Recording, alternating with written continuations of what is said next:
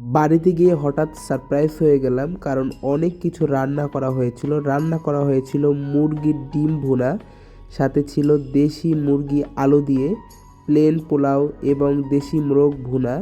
খুবই চমৎকার সব রান্না, কিন্তু কেন এতগুলো রান্না হয়েছে সেজন্য আপনাদেরকে ভিডিওটা দেখতে হবে লাস্ট পর্যন্ত। করবেন না মোটেও, দেখতে পারবেন অনেক কিছু।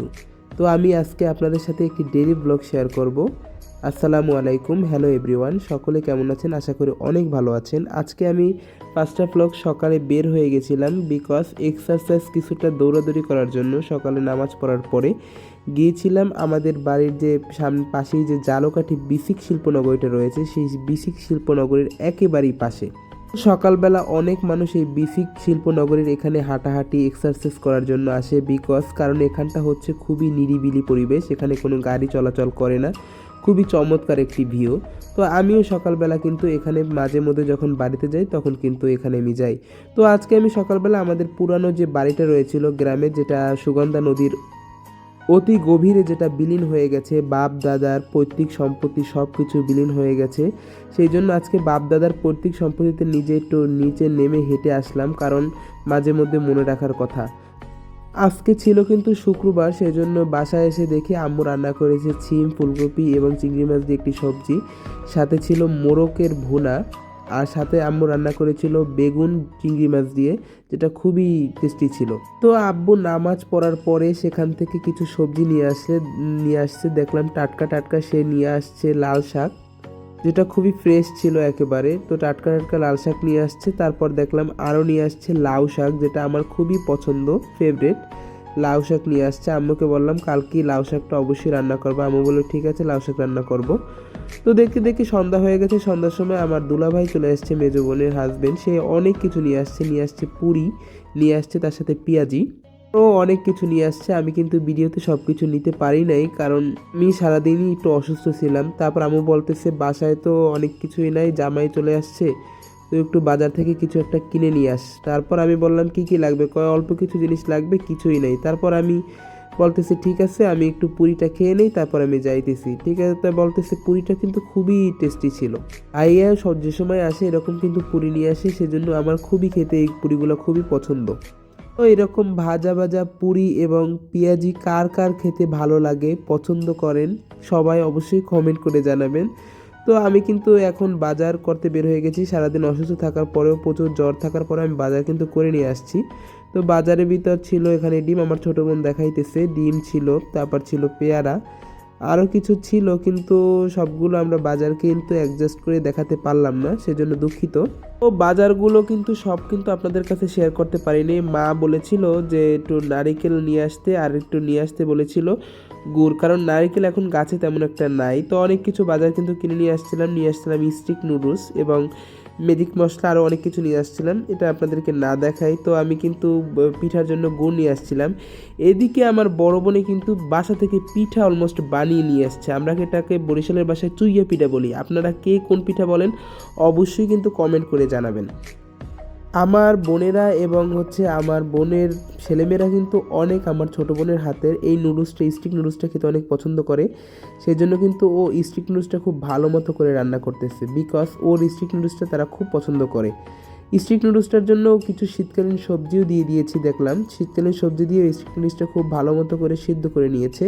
সিদ্ধ করার পর আবার সে সুন্দর করে এটাকে ভালো মতো ধুয়ে নিয়েছে, কারণ যদি বেশি না ধুয়ে নেয় তাহলে কিন্তু ওভার কুকড হয়ে যাবে গরম থাকলে। তো একটি প্যানের ভিতরেও কিন্তু তেল দিয়ে দিয়েছে কাঁচামরিচ, দিয়ে দিয়েছে পেঁয়াজ, সুন্দর মতো এটাকে ভাজলো, খুব সুন্দর কত স্পিডলি, খুব সুন্দর মতো এটাকে ভেজে নিল। ভেজে নেওয়ার পরে তারপর এর মধ্যে দিয়ে দিয়েছে পেঁয়াজের কলি, যেটা একটা শীতকালীন সবজি, খুবই মজাদার। ও তারপরে ও কিন্তু দিয়ে দিয়েছে সেই যে সিদ্ধ করা যে নুডলসটা রয়েছে না, সেটাকে সুন্দর মতো সিদ্ধ করে নুডলসটা দিয়ে দিয়েছে। দেওয়ার পরে সুন্দর মতো এটাকে অ্যাডজাস্ট করে নিচ্ছে। ও তারপরে এটার ভিতর দিয়ে দিল কি কয়েকটা ডিম, ডিম দিয়ে সুন্দর মতো এটাকে আবার কিন্তু ও এটাকে নাড়াচাড়া করা শুরু করে দিয়েছে। দেখলাম একবার ডিম হয়নি, দুইটা না তিনটা দিল, তারপর আবারও কিন্তু এটা দিয়ে সুন্দর মতো নাড়াচাড়া দিয়ে নিল।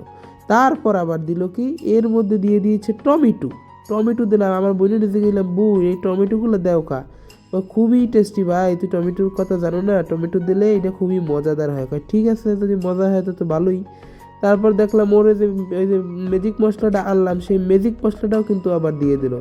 তারপর কই আবার দিছু ধনিয়া পাতা, কই এত পাতা লাগবে কিতে, কয় তুই আর কোষ নে, অনেক কিছু লাগবে। তো যখন আমার এই নুডলস রান্নাটা কমপ্লিট হয়ে গেল, তখন কিন্তু আমার মা সে আবার এই নুডলসটা বেড়ে নিচ্ছিল, কারণ আমার মা খুবই অসুস্থ, সে দাঁড়িয়ে কাজ করতে পারে না, সেজন্য সে বসে বসে কাজ করতে হয়।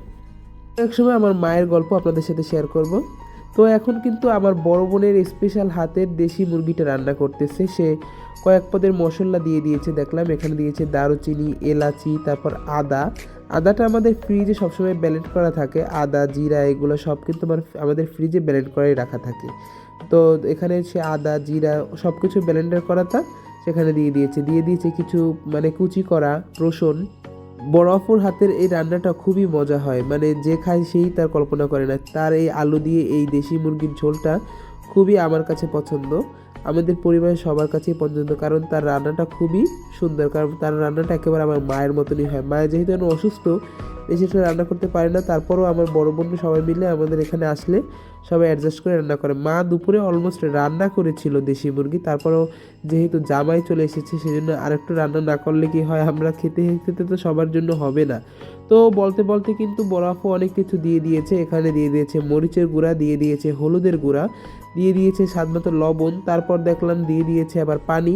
এখন এই পানি দিয়ে সুন্দর মতো এটাকে কষিয়ে নিবে, বেশি একটা কষাবে না দেখলাম। তারপর কষানোর পরে সেখানে সেই দেশি মুরগিগুলো সে দিয়ে দিয়েছে।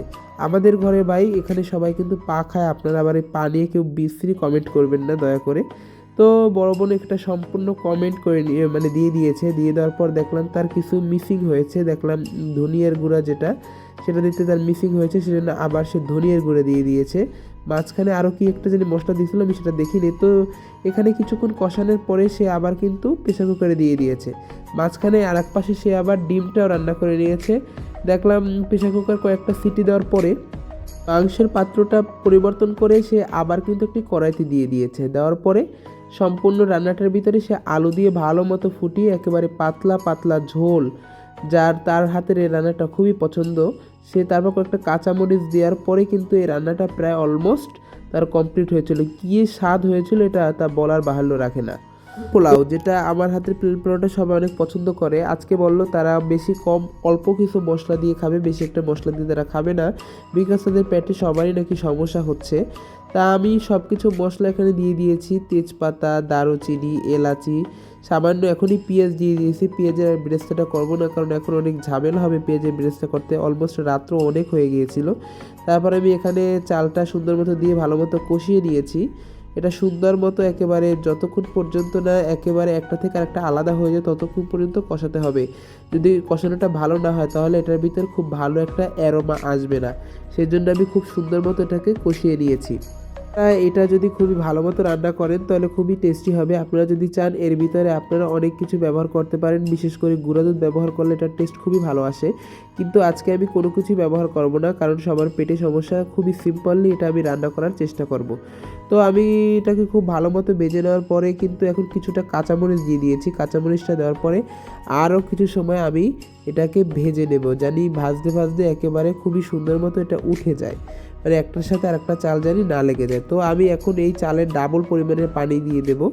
ডাবল পরিমাণে পানি দেওয়ার ফলে এটা খুবই ঝরঝরা হবে, কোনোটার সাথে কোনোটা লেগে যাবে না এবং চালটা ভেঙেও যাবে না। তো আমি কিন্তু ডাবল পানি দিয়ে দিয়েছি। এখন আপনারা চাইলে এর সাথে কিন্তু গুঁড়া দুধ এবং চিনি এবং কেওড়া জল, টেস্টিং সল্ট আপনারা ব্যবহার করতে পারেন। তো আমি এখানে কিছুই ব্যবহার করব না। তো আমি অলমোস্ট যখন এটা বলক হয়ে ভালো মতো ফুটতে শুরু করবে তখন কিন্তু আমি এটার উপরে ঢাকনা দিয়ে দেব। তো আমি এখন কিন্তু এটার উপরে ঢাকনা দিয়ে দিয়েছি। ঢাকনা দেওয়া কমপ্লিট হয়ে গেলে তো আমি কিছুক্ষণ পর 10 মিনিট 5 মিনিট পর আমি উঠিয়ে দেখবো এটা খুবই মানে হয়ে গেছে প্রায়। তো এখন কাজ হচ্ছে নিচের পোলাওটা উপরে নিয়ে আসা আর উপরের পোলাওটা নিচে নিয়ে আসা, তারপর আবার ঢাকনা দিয়ে কিছুক্ষণ দমে দিতে হবে জানি ঝরঝরা হয়। তো আমি ঝরঝরার জন্য ঝরঝরা অলমোস্ট কমপ্লিট, তো এখন আমি একটু ঘি দিয়ে দেবো কারণ সুন্দর একটি ফ্লেভারের জন্য। তো আমার কিন্তু অলমোস্ট সব এই পোলাওটা রান্না করা কমপ্লিট। তো দেখলাম আপু, বড় আপু এবং মেজ আপু সব কিছু ডাইনিং টেবিলে সার্ভ করে দিয়েছে। খুবই আজকে মজাদার ছিল। আজকে রান্না করেছিল ডিম ভুনা, সালাদ, তার সাথে ছিল দেশি মোরগ, তার সাথে ছিল দেশি মুরগির আলু দিয়ে ঝোল, তার সাথে রান্না করেছিল প্লেন পোলাও, সবজি ছিল, আরও অনেক কিছু ছিল। আমি সব কিছু ভিডিও আমার মনে নেই। তো দেখা হবে নতুন কোনো ভিডিওতে।